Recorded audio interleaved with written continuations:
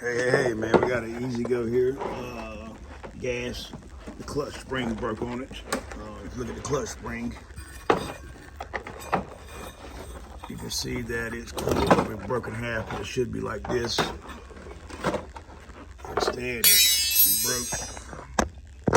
So what it was doing, the golf cart was squealing, and it had no power taking off.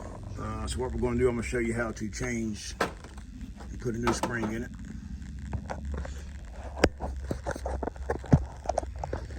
If I get the phone safe here. All right, we got it. All right. Let's see. What you're going to do is get a pair of snap ring pliers. The ones got the big ends on them. And then you want it like this here is backwards, so you want to take it. We got a snap on here. Flip it around.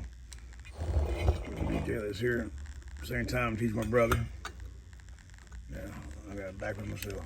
It's been a long day today. I'm gonna take a snap ring plier, squeeze them.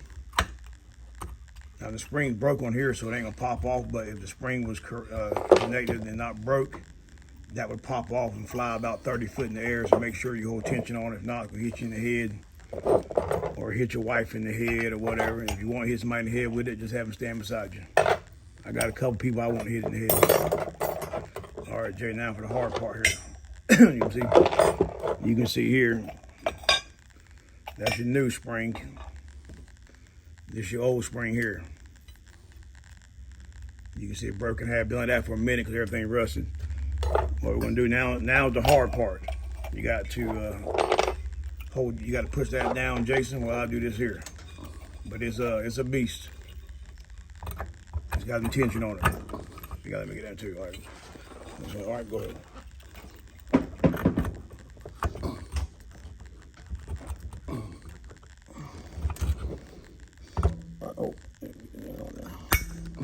All right, just like that, man. Just like that, the clutch is back together.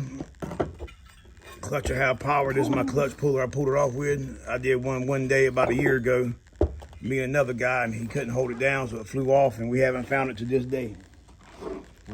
All right, man, stay tuned. We'll post some more.